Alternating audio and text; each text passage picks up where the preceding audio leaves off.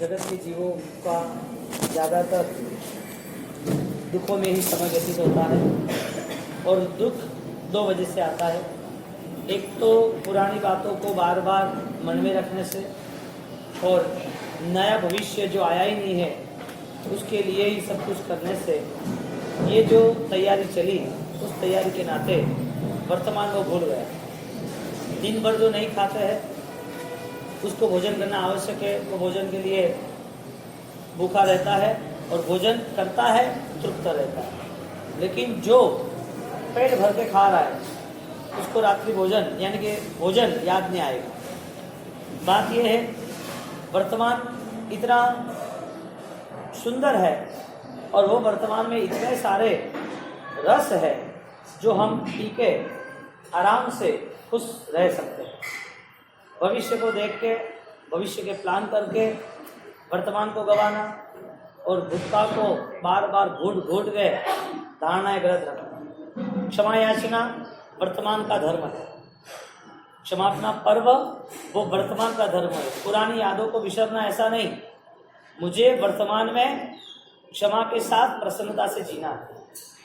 पुरानी यादें तो विसर गई, कितने समय वापिस सपसरी का दूसरा पांचम छठ आई सातम आई, वापिस वही मन में दुविधाएं खड़ी। तो जो पल आज की खुशी नहीं है वो कल की खुशी या कल खुशी को लाने वाली वो कैसे बन सकती है? वो नहीं बन सकती। समापना महापर्व पर्वाधिराज का पर्युषण, और उस महापर्व पर्युषण में जब आराधना का अनुपम अवसर आता है तो ज्ञानी कहते हैं कि हर पल अवसर अनुपम।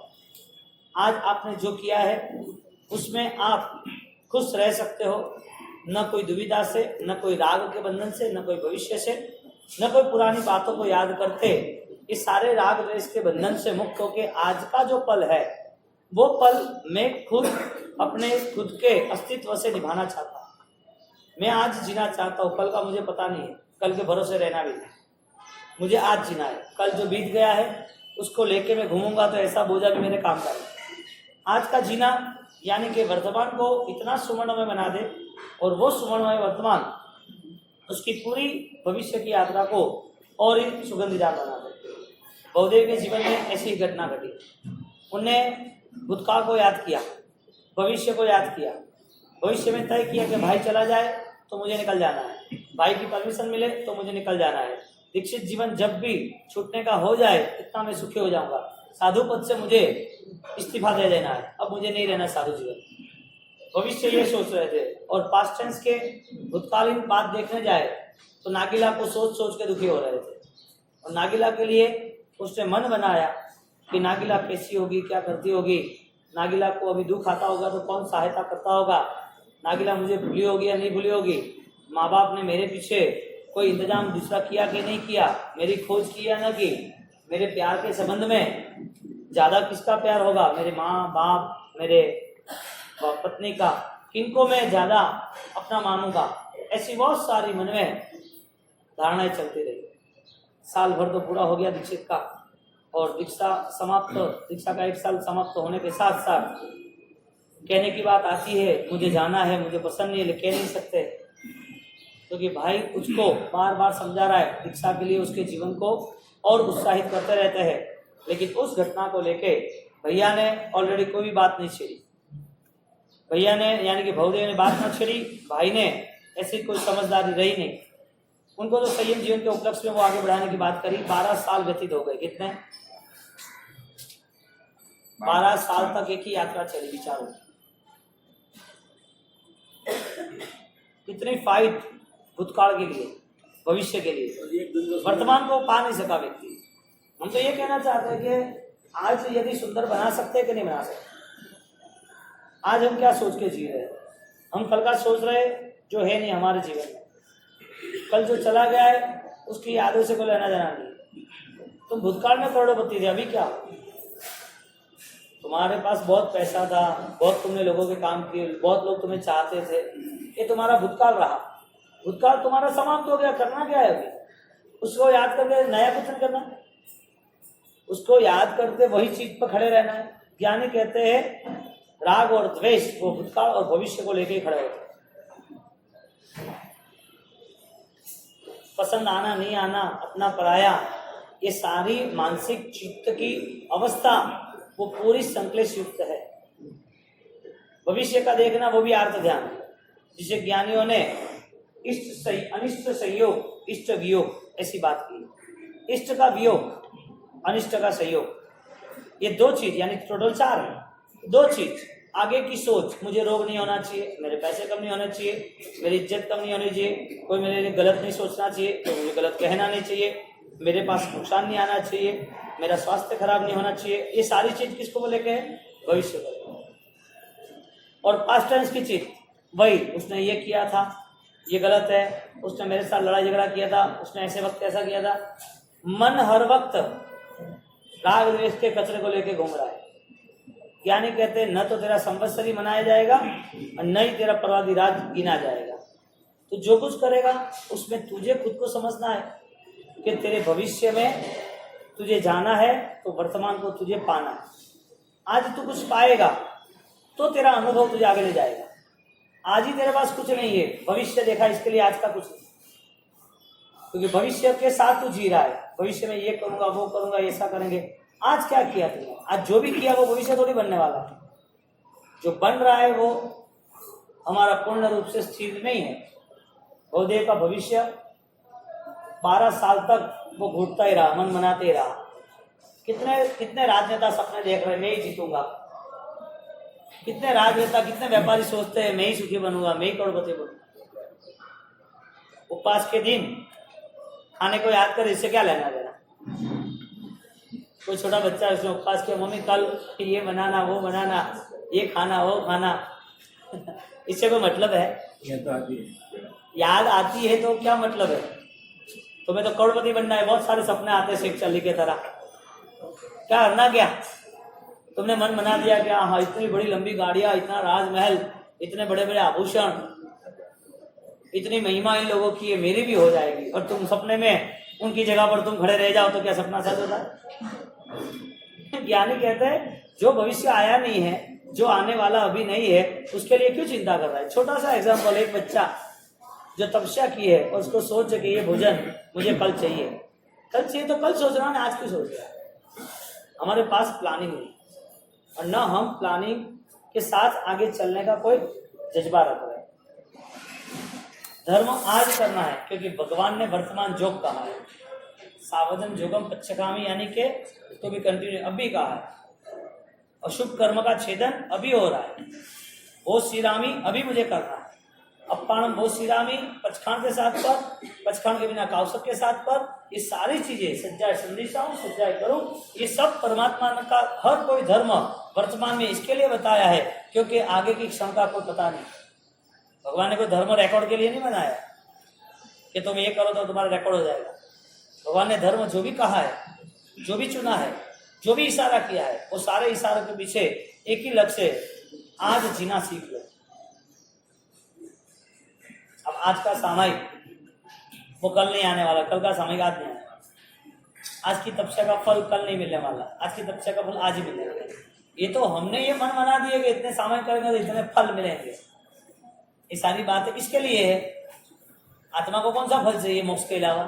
एक भी फल नहीं चाहिए। आत्मा की स्वतंत्रता है, आत्मा को मोक्ष में जाना है, आत्मा को बंधनों से मुक्त होना है, आत्मा अपने स्वभाव को, अपनी सत्यता को, अपनी स्थिरता को वो पाना चाहता है, इसके लिए धर्म था। अभी हमने क्या सुना, ये धर्म करेंगे तो ये लाभ मिलेगा, एक नौकरसी करो तो अत्र लाभ मिलेगा, और चौबियार करो तो अत्र लाभ मिलेगा। धर्म को हमने ऐसी चीज पे बिठा दिया जहां पर संसार ही खड़ा हो। धर्म को ऐसी जगह पर हमने खड़ा कर दिया जहां से संसार ही मिलता हो और संसार ही पूरा होता हो। धर्म से चाहिए क्या? क्या चाहिए धर्म से? जन्म जरा मृत्यु से मुक्त होना है जन्म के नाते। तो हम तो ये सोचते हैं कि हमारा जन्म हो और जन्म के बाद जो कोई दुख हो तो दुख के नाते धर्म करेंगे तो दुख के नाते सुख मिलेगा। हाँ, सीधी तपस्या सभी तपस्वी, सीधी का मास्टर शुरू करवाने सभी तपस्वी यहाँ गाड़ी पर बता। परमात्मा ने जब धर्म की बात छेड़ी तो बात छेड़ी तो बोला कि अभी क्या मिलेगा तुझे, तेरी नरक बाद में है शाणी, अभी क्या करेगा? तेरा बहुत सारा ढेर सारा पाप चंड को सिर पे खड़ा है 3 साल 3 भाव का, अभी तो क्या करेगा? सबको लाइन टू लाइन वर्तमान में जीना का अंदाज बताया। और धर्म यदि वर्तमान में नहीं है तो ज्ञानी कहते हैं साधु जीवन भी वर्तमान नहीं है, क्योंकि साधु को हर वक्त वर्तमान जोगी कहना है, कल का कोई भरोसा नहीं है। और ये वर्तमान नहीं जिया पाए, धर्म को वर्तमान के नाते नहीं किया, तो फिर परमात्मा का खुद का जो अनित्यता का बोध है, जो क्षणिक संसार है, वो क्षणिक संसार भी निष्फल हो जाएगा। भगवान ने संसार को अनित्य कहा, क्षणिक कहा, क्षण भंगुर कहा, वैराग्य के नाते कहा, और वही संसार में आत्मा को शाश्वत कहा, स्वतंत्र कहा, स्थिर कहा। अब दोनों चीज को क्रॉस हो जाएगी यदि वर्तमान में जीना नहीं सीखा तो हमारा कोई भी धर्म आगे का फल लेके चल रहा है तो वर्तमान का फल पाने के लिए चल रहा है। धर्म की पूर्व तैयारी, धर्म की आराधना, धर्म के लिए हमारी जो भी आस्था है वो वर्तमान के लिए है या भविष्य के लिए है। आपको सामयिक मिलता है तो सामयिक किस वजह से मिलता है? सामयिक कर रहे हो तो किस वजह से कर रहे हो? मकार्सी का फल कितना तो आपको पता है, चौबे का फल कितना तो आपको पता है, आमिर का फल कितना तो आपको पता है, और हम भी यही सिखाते कि ये फल है। इस वजह से धर्म करना है, फल पाने के लिए यानी भविष्य के लिए धर्म करना है। कर्म से है, सोच के बोल, कर्म से तो कैसे करवा दे, क्या करने से? ऐसे कोई भी पक्ष आया धर्म करने से कर्मक्षय होता है? धर्म करने से कर्मक्षय होता कि नहीं होता है? होता है कि नहीं? होता है कि नहीं? हाँ? धर्म करने से कर्मक्षय कब होता है? जब वर्तमान में आप अपूर्ण निद्रा करो। सम्यक दर्शन का मूल जो क्रम था, उनकी जो प्रोसेस थी वो वर्तमान के हिसाब से, सर्वृद्धि की प्रोसेस कबीर मंदिर की वर्तमान के हिसाब से, कौशक की प्रोसेस वर्तमान के हिसाब से। मुझे वहराना है, वहराना है बोलने से लाभ मिल गया या वहराना पड़ता है, और वहराने के साथ वही भाव होना चाहिए। सालीभद्र के भाव वहराने के पहले था कि वहराने के टाइम पे था? पहले भी फल तो मिला लेकिन वो फल सांसारिक था। ऐसा कोई पुण्य बल ज्ञानी कहते ही नहीं है, वो सोने की बेड़िया। धर्म करना इतना ही यदि आपका लक्ष्य हो तो आप जिंदगी भर धर्म करते ही रहो, धर्म के हिसाब से चलना नहीं। व्यापार करना वही इसका विचार होता है कि व्यापार के साथ साथ उसे एक स्टेज बनाना है, खुद का जीवन, और उस जीवन को लेके उसकी एक तैयारी होती है। धर्म करना यदि वो संपूर्ण लाभदायी होता तो क्रिया के नाम का धर्म कभी भी, कहीं भी, कैसे भी कोई भी कर सकता है। धर्म क्रिया में यहाँ पर प्रोसेस बताई कि आप जो भी धर्म क्रिया कर रहे हो उस धर्म क्रिया के अंतर्गत आप खुद वर्तमान में उस धर्म क्रिया का फल क्या पा सकते हो। आपको लग रहा है सज्जाए संदेशा सज्जाए करो मेरे आनंद स्वाध्याय मस्त हो गए, आपको लग रहा है मन प्रसन्नता मेरी पूजा करता हूँ मस्त हो गए, आपको लग रहा है प्रतिबंध करते क्षमा के भाव प्रदीप हो गए। यानी कि वर्तमान यदि आपका सुवर्णमय है तो भविष्य भी वैसा ही निर्मित होगा। आज तुमने बैंक अकाउंट में 1000 रुपए डाले, कल भी डाले, परसों भी डाले, 100 दिन के बाद 1000 रहेंगे कि लाख रहेंगे? परिस्थिति तो यही है ना।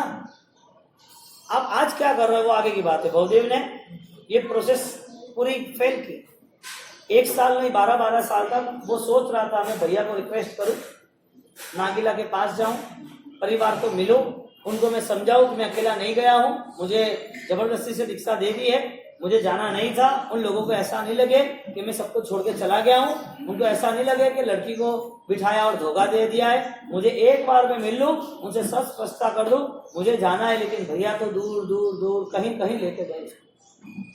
बहुदेव 12 साल तक विश्व विचरण पे निकल गए, पूरी दुनिया की सफर हो गई, और विचरण करते करते करते वो मन बना रहे थे कब जाओ, और जाने के लिए जब भी तैयारी करते तब तुरंत बीच में भैया आ जाता, समाज आ जाता, दुनियादारी आ जाती, परिवार आ जाता, इज्जत आबरू शान शौकत सब आ जाता। मन में तो एक ही बात थी, नागिला को कब मिलूं, कोई भी परिस्थिति से वहां जाऊं मैं, निकल दो, ये छोड़ दो सब कुछ। धर्म की क्रिया कितनी श्रेष्ठ, बहुदेव का धर्म, बहुदेव की क्रिया इतनी जबरदस्त रही, लोगों को लगा कि बहुदत्त से भी ज्यादा, बहुदत्त से भी बेहतरीन क्रिया उसकी हो रही है। लोगों को ऐसा लगा। क्रिया के नाम का धर्म मन में प्रवेश नहीं करता तो क्रिया के नाम की जो भी प्रवृत्ति है उसके मन के सुधार को नहीं बनाती तो हमारे मन का सुधार तो हमें खुद को ही करना पड़ेगा। यहाँ कोई नहीं है, भगवान आने वाले नहीं है। भगवान के वचन भगवान जैसे ही है। वो वचन का स्वीकार वो हमारे आत्मा को, हमारे मन को, हमारे जीवन को ज्यादा से ज्यादा संवेदनशील और करुणा के साथ जुड़ेगा।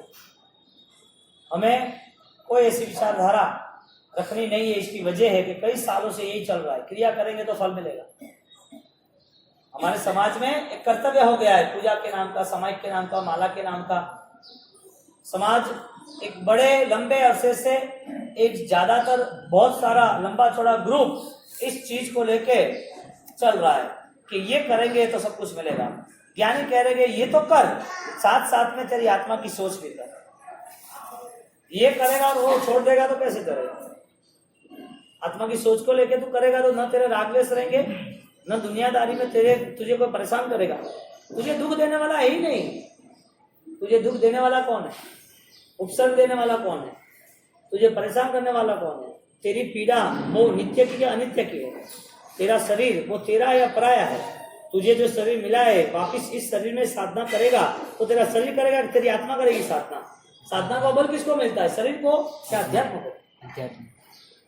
तो क्रिया का जो बल मिला वो क्रिया का बल भवदेव को मिला था।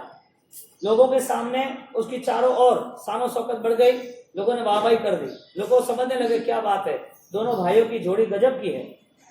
और भवदत्त और भवदेव वो चलते ही रहे। क्रिया अच्छी थी। कौन सी थी? साधु जी हुई। कैसी? श्रेष्ठ धंधा।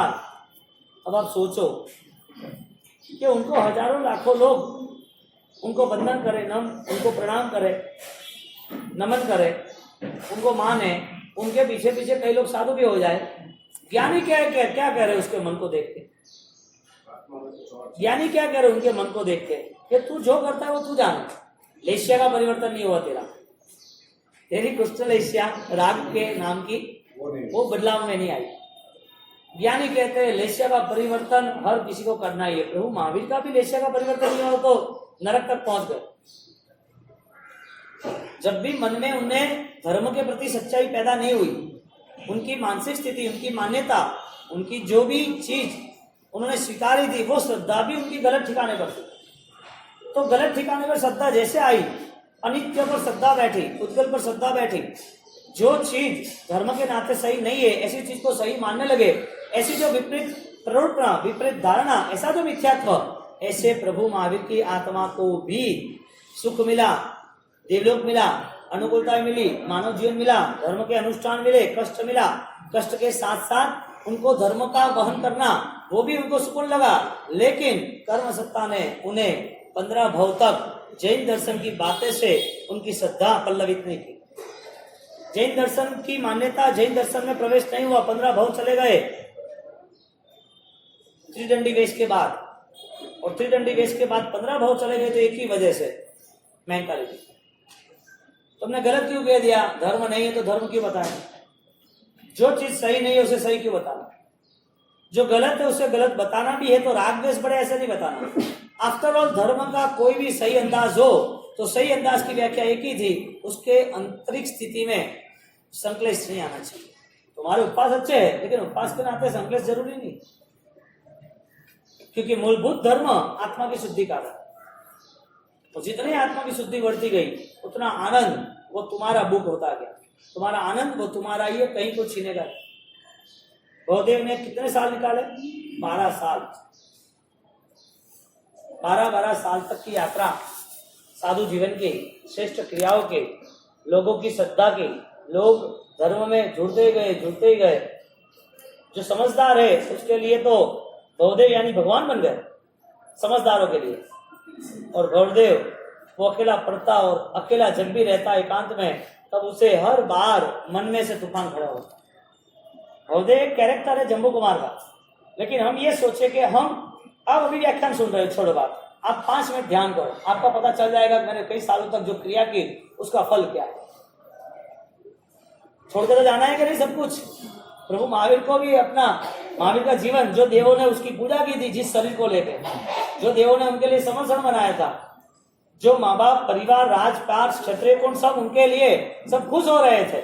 जिस देह से साधनाएं की थी, जिस देह को लेके उन्होंने त्याग तक कष्ट बहुत सहन किए, और 12.5 साल तक इतनी कष्टों में साधनाओं के बाद, देवों के महिमाओं के बाद, देवों की सेवाओं के बाद, सोने के समन में बैठने वाले ये सारा देह 72 साल की उम्र के बाद साथ में आया। ऐसा क्यों? नहीं आया, नहीं आया। यानी कि छोड़ना निश्चित है ना, पक्का। लेके क्या जाना है वो तय करो। पुण्य से कोई लेना देना नहीं है। पुण्य लेके जाएंगे तो पता नहीं कौन सा पुण्य क्या सपोर्ट देगा या नहीं देगा, कौन सी गति मिलेगी। पुण्य के हिसाब से मानव गति मिलती है, पुण्य के हिसाब से पैसा मिलता है, पुण्य के हिसाब से अनुकूल परिवार मिलता है, पुण्य के हिसाब से मान सम्मान मिलता है, पुण्य के हिसाब से पद प्रतिष्ठा मिलती है, पुण्य के हिसाब से स्वास्थ्य अनुकूल रहता है। ये पुण्य से मिला, लेकिन क्या पता यही पुण्य वापस दुर्गति में ले जाएगा। तो मिला हुआ कोई भी अधिकार यदि गलत तरीके से यूज किया, मिला हुआ कोई भी अधिकार यदि गलत राह पे चला, तो वो चीज कई सालों तक, कई भावों तक, कई सदियों तक सही ढंग से मिलने वाली नहीं। इंसान इतने दिमाग के पागल, पैर जो पैरालिसिस, थोड़ा शरीर में खोड़-खापन, शरीर में थोड़े बदलाव, सही इंसान नहीं है, पंचेंद्रियपना सही नहीं है, देखना बंद है, सुनना बंद है, चलना बंद है, बातें करनी तो आवाज सही निकल नहीं रही है, ये सब पूर्व के कर्म है। यानी कि वर्तमान में जो कर्म दिख रहा है वो पूर्व के है, और जो देख रहा है यदि वो संभल गया तो उसे ऐसी अवस्था पाने का कर्म कभी भी उसे ऐसा दंड नहीं देगा। हम तो कर्म के सामने देखे तो पता चले हम गुनाहित बनेंगे या नहीं बनेंगे। नजरिया कहां पर है, नजर कहां पर रखी है? क्रिया पे रखी है, कर्म पर रखी है, पुण्य पे रखी है, संसार की अनुकूलता पे रखी है। धर्म को क्या समझ के हमने उसमें अनुसरण किया, हमारा अभिगम क्या और अभिगम के पीछे अनुसरण क्या, किस अभिगम से हमें आराधना करनी है। यानी जब अकेले बैठोगे, जो बहुदेव अकेला हो गया तब नागिला याद आई थी, अब हमारे 50 साल की क्रियाओं को याद करो आंखों बंद करके। आंखों बंद करके अभी तो आप सुन रहे हो, तो आप तो सुन तो रहोगे, मैं बोलता रहूंगा, मैं भी बोलता रहूंगा, दूसरे को मुझे विचार नहीं आए तो मेरी एक ही क्रिया चल रही है। भक्ति करूंगा, सब साथ में है तो सब साथ में भक्ति करेंगे, शोभा यात्रा रहेगी, शोभा यात्रा चलेगी। लेकिन जब ये सब समाप्त होता है, जब माला गिनने बैठते हैं, औसत में बैठते हैं, जब मौन में बैठते हैं, जब रात को सोते हैं, तब तुम्हारे धर्म की परीक्षा शुरू होती है। मन ने क्या क्या संग्रहित किया, कौन कौन दुश्मन दिख रहे रात को। अनाथी मुनि को दुश्मन मिल गए, प्रसन्न चंद्र मुनि को दुश्मन मिल गए। अनाथी नहीं, प्रसन्न चंद्र मुनि कौशल में थे, ध्यान में थे, एकाग्रता में थे, और वहां से सिपाही चल गए और चल गए, कह रहे कि जो राजपाट पूरा लूटने आए, दूसरे सामने वाला राजा उसने घेरा डाल दिया है और युद्ध पे तैयारी हो चुकी है, मारामारी शुरू हो चुकी है, और ये राजकुमार प्रसन्न चंद्र वो साधु बन गया है, उसके 2 बेटे का ध्यान भी नहीं रखा। ये बातें करते करते वहां से मुसाफिर जा रहे, और वहां उसको पता चला क्या बात है, मेरे बेटे को ऐसा हो रहा है। वो मनोमन युद्ध शुरू कर दिया। साधु है, कौशल में है, एकांत है, विचार। ये दृष्टांत इसके लिए है कि हम हमारे विचारों को परखें। इतनी श्रेष्ठ आराधनाओं के बाद भी उसके विचारों का कंट्रोल वो नहीं कर सकते हैं। इसका मतलब ये हुआ कि ज्ञान धारा में कमी आ गई, शुद्ध में कमी आ गई, और उसके बाद जब वो विचार चले, ऐसे चले, ऐसे चले, उसने बोला कि मारो, कूटो, ये वो, और हाथ लगाया सिर पे तो पता चला मैं तो साधु। मुकुट मारवा माटे कीधो तो विचार અને ઠા પડી કે હું તો સાધુ। वास्तविकता क्या है? सारे दृष्टांत, सारी मेमोरी, सारी इंफॉर्मेशन, सारे शास्त्र, सारे व्याख्यान, जितना भी तुम्हें इकट्ठा करना करो, जितने बावजीरा वास्ते गलावना गलो, जतरो शासन रो संग्रह, जतरो भी काम करनो अधिकार भी करो, जितने भी पूजा पाठ तीर्थों में घूमना हो घूमो, रात को क्या आता है सपना। दुनिया कैसी दिख रही है तुम्हें दिमाग में, तुम्हारा दिमाग क्या लेकर घूम रहा है। यदि इससे तुम स्पष्ट हो जाओ तो तुम्हें कोई भगवान की आवश्यकता नहीं, क्योंकि अगली 24 तक तो पता नहीं है क्या होगा, अगली 24 तक पता नहीं है क्या होगा हमारा, हमें भगवान कब कहाँ मिलेंगे। तो अभी भगवान की आवश्यकता नहीं हो तो मन को सुधार। ये बहुत बड़ी चुनौती है, बहुत बड़ी चैलेंज, और इस चैलेंज के नाते हर कोई सफल नहीं हो सकता। इसकी वजह ज्यादातर बाह्य ही भाव है। किसी ने कोई गलत किया, किसी के दोस्त देखे, किसी की बाह्य प्रवृत्तियां देखी, ये ऐसा है वैसा है, हर बार संक्लेश के साथ जूझना, वहीं झुझुमना, वहीं लड़ना, वहीं झगड़ना, और वो संक्लेश लेके पूरा संसार हमारा पूरा हुआ। धर्म किया, इतनी मेहनत की, और इतनी मेहनत करने के बाद भी धर्म का वो फल न मिला। बहुदेव की शालाबाग की मेहनत, प्रसन्न चंद्र राजसी की मेहनत, और मेहनत में यदि मन जग गया तो अनाथी मुनि जैसे एक ही दिन में जग गए, सनत चक्रवर्ती जैसे एक ही दिन में जग गए, निकल पड़े। ये सारी कथाएं किसी और के लिए है। कैलेंडर में आज की 20 तारीख है, 20 तारीख का आज का संडे है। संडे और 20 तारीख वो आनंदित किसको करता है? सबको करना चाहिए कि किसी और एक को ही करना चाहिए? तारीखों से, कैलेंडर से हमारे को लेना देना नहीं, दिन से, तिथियों से हमारा कोई लेना देना नहीं। तिथि पालन करनी है जीव दया के हिसाब से, लेकिन जीव दया तिथि की होती है कि जीव दया तीर्थंकरों के द्वारा होती है? हृदय में तीर्थंकरों की आज्ञा की जीव दया होती है ना। तिथि को हम जीव दया पालन करते हैं। तिथि के लिए हमें पक्का पानी पीना, उबला हुआ, हमें पचखान लेना, ये करना, वो करना। तिथि महान थी कि तीर्थंकर के वचन महान थे? तीर्थंकर ने वचन दिया था कि ये तिथि महान है। तीर्थंकर ने वचन दिया था इस तिथि की क्रिया करके तेरी आत्मा को और ज्यादा तू संभाल। हमने क्या सेटअप जमा है कि 8 दिन पोषण करना है, 8 दिन क्रिया करनी है, 8 दिन उपवास करना है, 8 दिन दान देना है, 8 दिन पूजा पाठ करनी है, 8 दिन चैत्य परिपाटी मंदिर जाना है, 8 दिन व्याख्यान सुनना है, जरूरी है। लेकिन 8 दिन वाला आगे 9वें दिन 10वें दिन वैसा का वैसा ही रहा के बदला। तीर्थंकर द्वारा कुछ मिला के नहीं मिला आशीर्वाद। 8 दिन तो परमात्मा की कृपा थी, 8 दिन तो साधना थी, 8 दिन तो परंपराएं थी। तो 8 दिन के बाद एक नया अभ्युदय, एक नया जीवन, एक नया सूर्योदय, वो किसको मिल रहा है? ये तो रूटीन हो गया हमारा। कल्पसूत्र मांचना, तुम्हारा सुनना, हम गए क्रिया करना, होना, बावसी आवे जाए, क्रिया बहती रहे।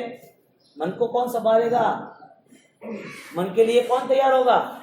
बहुदेव मुनि मन के लिए तैयार नहीं हुए। 12 साल हो गए, 12 साल हो चुके और मन मना के कूट के दुखी होके जी रहे थे। और वो बहुदेव मुनि 12 साल के बाद जब उनके भाई, उनका शरीर जर्जरित हुआ, बहुदत्त ने कहा अब मैं आगे लंबी यात्रा में नहीं जा सकूंगा, मेरा जीवन अब यहाँ पर मैं छोड़ रहा हूँ, मैं अनशन कर रहा हूँ, और अनशन के हिसाब से भोजन पानी का त्याग। मुझे तो धर्म की बात सुना। धर्म क्या है, आत्मा क्या है, आत्मा का उपकार, आत्मा के लिए भविष्य, आत्मा की उन्नति। मुझे अभी कोई भी मन से पश्चाताप मुझे करना है, मुझे मन से कोई राग द्वेष नहीं करना है। मैं कहीं मेरा शरीर में ना चला जाए, मेरा मन कहीं पर किसी के प्रति द्वेष, तेरे प्रति राग ऐसा ना हो जाए। मुझे अब मन को शांत करके देव गुरु और धर्म के शरण में मुझे रहना है। मुझे ऐसा तो मंगल पाठ बता कि जिससे मेरा आत्मा का सुकून हो। बहुदेव मुनि की मौत करीब है, बहुदत्त की, और बहुदेव मुनि सोच रहे हैं कि भैया ने इतना उपकार किया, भाई अब ये संसार छोड़ के जा रहे, ये देह छोड़ के जा रहे, उनकी साधना, उनकी समाधि होनी जरूरी है। और समाधि के नाते वो सब बातें सुनाते रहते हैं, और मन में तो तैयारी कर दी है कि बाबूजी जाए और मुँह जाओ।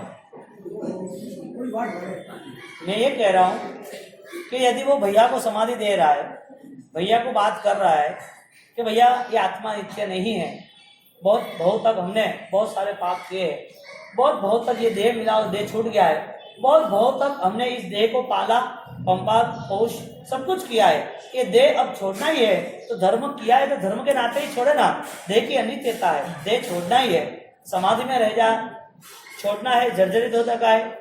एक पत्ता डाली पे से गिर जाता है, एक फटा टूटा जीर्ण शीर्ण कपड़ा उसे भी लोग निकाल देते हैं, एक टूटा हुआ कांच घर में से वो निकाल देते हैं, एक शरीर अब साथ नहीं दे रहा है उसे भी निकालना है। आत्मा तो अमर है। ऐसी मीठी मधुरी अध्यात्मरी बात करी અને समाधिरा भाव में नहीं गया।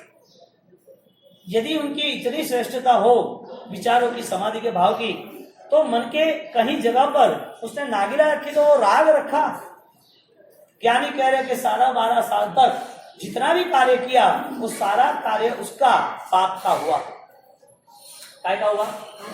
12 साल तक का जो भी कर्म था, क्रिया थी, सारी पाप की हुई। उसे चारित्र मौन्य बोला। और वो पाप की क्रिया को लेके उसका कर्म इतना ताजा, इतना तगड़ा, इतना कठिन हो गया, उस कर्म के नाते बहुत सारा पेमेंट देना पड़ा, बहुत बड़ा पेमेंट चुकाना पड़ा। जैसे यहाँ भाई का जीव चला गया, समाधि मरण हुआ, क्रियाकर्म पूरे हुए और रात को किसी को किए बिना जन्नाट बंद अपने गांव की ओर नागिला की ओर चले। बहुदेव मन मा विचारता ओ वाला बहुदेव मन मा विचारता संयम गाढ़ानी दार लाल रे सारे जहुने મળો એ અને ઓ વાલા ક્યાં મનમાં છે એનો વિચાર લાલ રે નવલી નાગિકા मन रात को चले, पूरी रात भर चलते रहे, कोई देखा न किया। कितने जंगल आते हैं, कहाँ पर कीचड़ आता है, कहाँ झील हिंसा हो रही है, कहाँ कोई विराट ना, कुछ भी नहीं। रात भर चलते रहे। पूरी रात चलते चलते दूसरी जगह पर ठिकाना लगाया। वापिस दूसरे दिन तीसरे दिन, जब तक गांव नहीं आया तब तक उनको एक ही मन में झंखना थी, कब मिलो। अब 12 साल में जो कुछ कर्म किया, जो बल लगाया क्रिया का, उससे ज्यादा बल नागिला को मिलने में आ गया। आदमी जो चाहे वो कर सकता है, सिर्फ उसके मन के स्तर पर। आदमी जो चाहे वो कर सकता है उसके मन के स्तर पर। शरीर के स्तर पर वो करना चाहेगा और मन कमजोर होगा तो शरीर बलवान होगा तो भी कुछ नहीं कर पाएगा। मन तय करता है मुझे ये करना है, फिर उसे कोई रोक नहीं सकता है। मन सबसे बड़ा ताकतवर और सबसे बड़ा चालबाज है। हर बात सेट कर लेता है, हर बार वो सुरक्षा के रास्ते ढूंढ लेता है और वो सुरक्षा के नाते उसे पसंद है वही करता है। किसी को पूछो कि उपवास वे कि नहीं वे, तपस्या वे कि नहीं वे, तो दोहरी वे तो देख लीजिए क्या है। लेकिन तपस्या नहीं हो तो भी चलो लेट गो।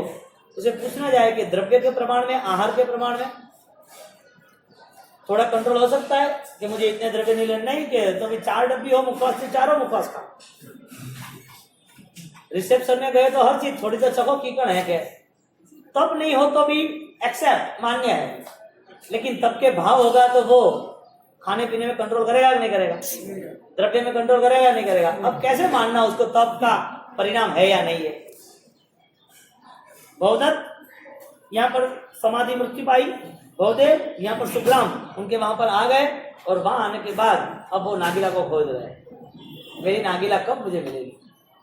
नागिला को खोजने के लिए रात को वहां गए। सुबह का क्रम शुरू हुआ। सब पानी लेने के लिए गांव की सब औरतें वहां पर आ रही है, नदी पर अपने अपने काम लेके आ रहे। सब लोग सुबह सुबह पशुओं को लेके, गोवालक सब चल रहे और वो देख रहा है कि नागिला कैसी होगी। 12 साल हो चुके, मैं कैसे पहचानूंगा। वो आएगी तो उसकी खोज के लिए मुझे किसी के पास इंक्वायरी तो करनी पड़ेगी ना। अब मैं करूं कैसे। अब यहाँ तो गांव वाले सब आते जाते रहते हैं, मुझे पहचानेंगे कि नहीं पहचानेंगे। मेरे लिए उन लोगों ने अता पता ठिकाना कोई खोजा होगा या नहीं खोजा होगा। शादी के बाद उसी दिन, शादी के बाद क्या है, उसी दिन शादी हुई नहीं कि मैं तो निकल पड़ा था। गांव वाले मेरे लिए क्या सोचते होंगे, पूरी इंक्वायरी कर लो बाद में। बात पूरा दिन गया देखता रहता है नागिला आई कि नहीं, नागिला पानी लेके आती कि नहीं आती, नागिला आए तो नागिला को पूछना। और वहां पर जब पूरा दिन हो गया, 12, 1, 2, 3, 4, 5 बज गए, शाम ढलने आई, सब लोग वापिस होने लगे। सोच रहा है नागिला को पहचानूं कैसे। इतने सालों से जिसकी मैं याद में रहा हूं, जिसको पाने के लिए मैं यहाँ दौड़ के आया हूं, मैंने पूरा धर्म एक तरफ छोड़ दिया और अब नागिला के पास मुझे जाना है और नागिला ही नहीं मिली। आज पूरे दिन भर रात को सो गया वहां ही गांव के बाहर। और गांव के बाहर जहाँ पेड़ के नीचे सोए हुए बहुदेव वो सोच रहे रात को मैं निकलूं और रात को मैं खोजूं कि कहीं मिल जाए। लेकिन रात को भी वहां अंधेरा था तो गांव के जो भी सैनिक थे मसाल लेके वो निकल रहे थे। तो उसने दूर से देखा कि इनको भी मैं आदि, वो मुझे मिल गए तो मैं क्या, मेरी पता आईडी, मैं मेरा पता क्या दिखाऊंगा। आईडी तो मुझे बतानी पड़ेगी कि मैं कौन हूँ, कहाँ से आया, क्या है। और साधु ऐसा बोल दिया तो मुझे बोला ये भी क्या काम है, आप पास मंदिर में रहो, आश्रम में रहो। और मेरा नाम मैंने बता दिया, मेरे परिवार का नाम बता दिया तो भी मैं फंस जाऊंगा। मुझे ऐसा कुछ करना नहीं है, रात भर यहीं रहता हूँ, शायद रात को भी आ जाए तो, या सुबह जल्दी आ जाए तो। ऐसी सोच बना के बहुदेव ने रात निकाली। वापिस सुबह हुई और सुबह होने के नाते अब तो उन्होंने तैयारी कर दी, अभी तो खोजना ही है। लेकिन पता चला कि कल के दिन तरह ही आज का दिन न जाए, इसके लिए आज के दिन वापिस उन्होंने मन बनाया कि खोजना है तो एक तरीका खोजो। छोटा बच्चा था, उसे बुलाया, दूर से आवाज लगाई, इधर आ इधर आ। छोटे बच्चे को पूछा, यहाँ कोई साधु महाराज आए हैं?